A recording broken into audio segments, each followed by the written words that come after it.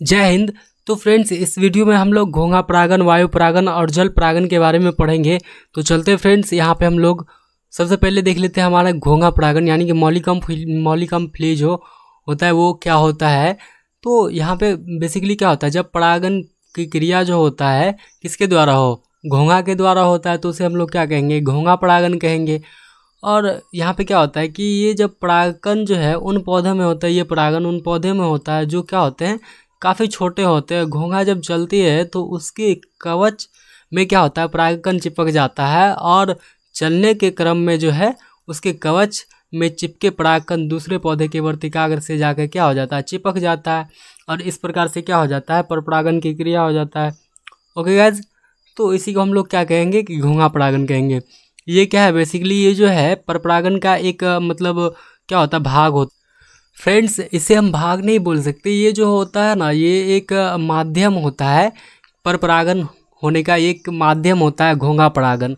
Okay guys, तो हम इसको भाग नहीं बोलेंगे। फिर से देख लेते एक बार कि जब घोंघा, आप लोगों ने तो देखा होगा शायद घोंघा गांव घर में बारिश के मौसम या झील या तालाब के किनारे तो मिल ही जाता है। तो वो क्या होता है, जब मतलब क्या होता है, वो बेसिकली जब वो चलता है तो छोटे छोटे पौधे जो होते हैं उनका जो परागकण होता है वो क्या होता है कि इसके जो है मतलब कवच से आकर के क्या हो जाता है, चिपक जाता है। और जब चिपक जाता है तो फिर चलने के क्रम में ही जब क्या होता है कि ये फिर दूसरे पौधे के पास पहुंचता है, वहाँ पे जो पुष्प होते हैं उसके वर्तिकाग्र में जाकर के क्या होता है कि उसके जो परागकण चिपके हुए थे कवच में, वो क्या हो जाता है कि वर्तिकाग्र से जाकर के चिपक जाता है और इस तरह से क्या हो जाता है, परपरागन की क्रिया हो जाता है। तो इसे हम लोग क्या कहेंगे, परपरागन का एक माध्यम कहेंगे घोंघा परागन को। फिर जो है हम लोग देख लेते हैं अपना चमगादड़ परागन। तो चमगादड़ परागन क्या होता है कि जब पुष्पीय पौधे में जो परपरागन की क्रिया होती है किसके द्वारा हो, चमगादड़ के द्वारा हो, तो उसे हम क्या कहेंगे, चमगादड़ परागन कहेंगे। और यह परागन उन पौधों में होता है जिन पौधे के पुष्प क्या हो, रात में खिलते हो, जैसे हो गया कदम हो गया, रातरानी हो गया, जूही हो गया इत्यादि। मतलब बहुत सारे ऐसे पौधे हैं जिसके पुष्प रात में खिलते हैं, अर्थात जिसके पुष्प रात में खिलते हैं उसमें क्या हो जाएगा, चमगादड़ परागन होगा गाइस। तो यहाँ पे चमगादड़ पुष्प पर बैठती है तो क्या होता है कि उसके पैर तथा पंख में जो है परागकण चिपक जाता है। और जब पैर और परागकण जो है पैर और पंख में चिपक जाता है तो उसके बाद फिर वो उड़ करके दूसरे पुष्प के पास जाता है, दूसरे पौधे पे जाता है। तो फिर उसके पैर और जो है पंख में चिपके हुए परागकण क्या होते हैं कि दूसरे पुष्प के वर्तिकाग्र पे जाके चिपक जाते हैं और इस प्रकार से क्या हो जाता है, परागन की क्रिया हो जाता है। तो ये भी एक प्रकार का क्या हो गया, परपरागन का माध्यम हो गया। ओके गाइस, तो यहाँ पे मैंने क्या लिखा भी है यहाँ पे कि जब पुष्पीय पौधे में जो है परपरागन की क्रिया किसके द्वारा हो, चमगादड़ के द्वारा हो, तो उसे हम क्या कहेंगे, चमगादड़ परागन कहेंगे। और यह परागन उन पौधों में होता है जिन पौधों के पुष्प सामान्यतः रात में खिलते हैं, और जैसे हो गया कदम, रातरानी, जूही इत्यादि। जब चमगादड़ जो है पुष्प पर बैठती है तो उसके पैर तथा पंख में परागकण चिपक जाता है। और जब चमगादड़ उड़कर दूसरे पौधे पर पहुंचती है तो उसके पंख में लगे परागकण जो है क्या होता है, पौधे के पुष्प के वर्तिकाग्र से जाके चिपक जाता है और परागन की क्रिया पूर्ण हो जाती है। तो ये भी एक प्रकार का हो गया हमारा परागन का माध्यम हो गया।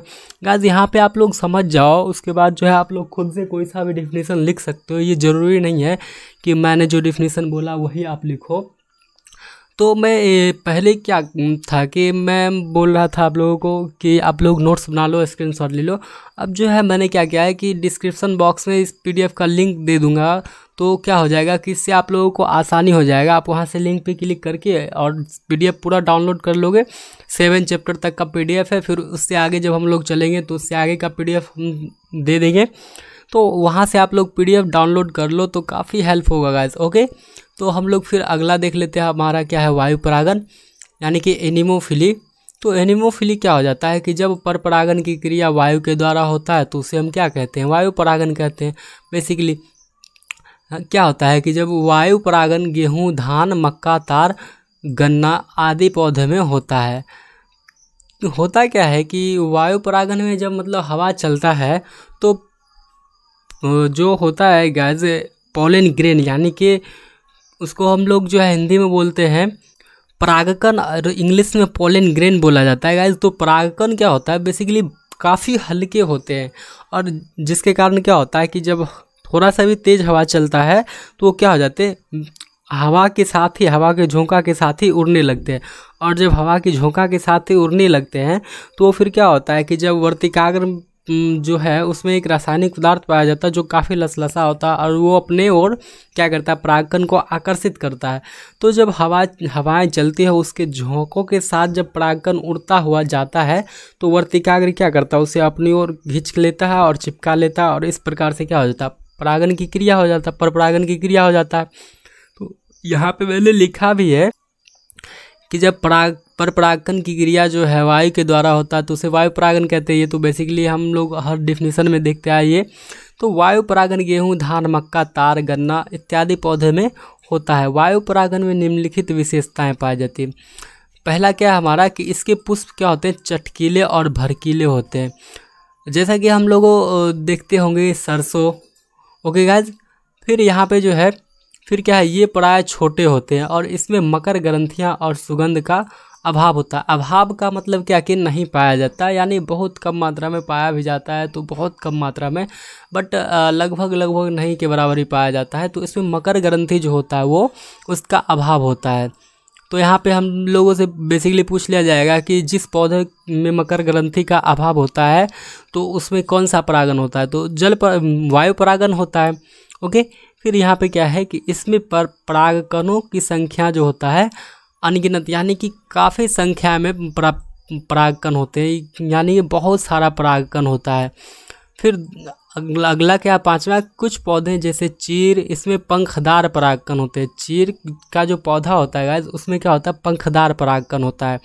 तो यहाँ से ऑब्जेक्टिव बन सकता है कि पंखदार परागकण किस में होता है, तो चीर के पौधे में होता है।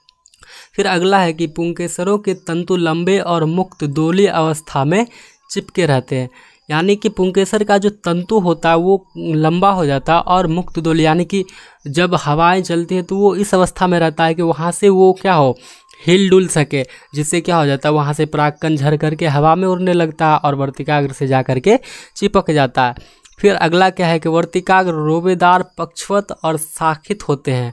फिर अगला है कि इसमें परागकण जो है छोटे छोटे और हल्के होते हैं ताकि हवा के झोंकों में जो है के साथ वो परागकण क्या हो, एक पौधे से दूसरे पौधे पर आसानी से पहुंच सके। और नौवां क्या है हमारा कि ये पुष्प रंगहीन, गंधहीन और स्वादहीन होता है, यानी गंधहीन का मतलब क्या है, उसमें सुगंध नहीं होता है, और रंगीन का मतलब इसमें जो है कोई खास रंग भी नहीं होता और उसमें कोई खास स्वाद भी नहीं होता है।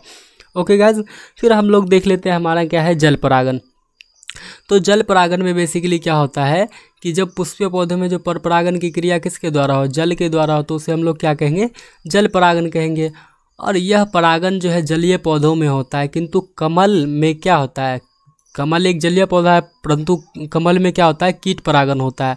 और हाइड्रिला और वेलिसनेरिया में जल परागण होता है। ओके, वेलिसनेरिया एक लिंगी पौधा है और इसमें जो है नर और मादा अलग अलग होते हैं। जब नर पुष्प का जो होता है परागकोश परिपक्व हो जाता है तो क्या हो जाता है, वो पौधे से क्या हो जाते हैं, अलग हो जाते हैं और तैरने लगते हैं पानी पर। और तैरते हुए जब यह पुष्प मादा पुष्प के पास पहुंचता है तो परागकोश फट जाता है, यानी कि जब वो पुष्प अलग हो वो जो है परागकोश अलग हो जाता है और जब पानी में तैरने लगता है तो मादा पुष्प के पास पहुंचने के बाद क्या हो जाता है, परागकोश स्वतः ही फट जाता है और मादा के वर्तिकाग्र से जाकर के क्या हो जाता है, चिपक जाता है। और क्योंकि वर्तिकाग्र पर जो है लसलसा पदार्थ मौजूद रहता है जो परागकोश को अपनी ओर क्या कर लेता है, खींच लेता है, यानी आकर्षित कर लेता है, जिससे परपरागण की क्रिया पूर्ण हो जाती है। ओके गाइज, तो फिर इससे आगे हम लोग पढ़ेंगे परपरागण के लाभ, इस सब के बारे में अगले वीडियो में पढ़ेंगे। तो मुझे उम्मीद है कि आप लोगों को समझ में आ गया होगा अच्छे से। तो फ्रेंड्स, यहाँ पे जो है आप लोगों को यदि वीडियो अच्छा लगता है तो लाइक करो और शेयर करो ज़्यादा से ज़्यादा। ये मेरा रिक्वेस्ट है फ्रेंड्स कि आप लोग शेयर करो ताकि जो है ये सभी स्टूडेंट्स के पास पहुँचे और उनको काफ़ी हेल्प हो। और मैं बता दूँ कि ये खास करके 2021 से जो 22 तक में एग्ज़ाम देंगे, 2022 के जो स्टूडेंट हैं उनके लिए काफ़ी मतलब बेहतरीन होने वाला है। मैं इसी तरह से पूरी टॉपिक वाइज लेके आऊँगा, हर टॉपिक का डिफिनीशन के साथ। और मैं पीडीएफ भी दे दूंगा, लिंक दे दूंगा पीडीएफ का डिस्क्रिप्शन बॉक्स में, तो वहाँ से आप लोग पीडीएफ डाउनलोड कर लोगे तो काफ़ी हेल्प हो जाएगा। तो मिलते हैं फिर अगले वीडियो में, तब तक के लिए गुड बाय।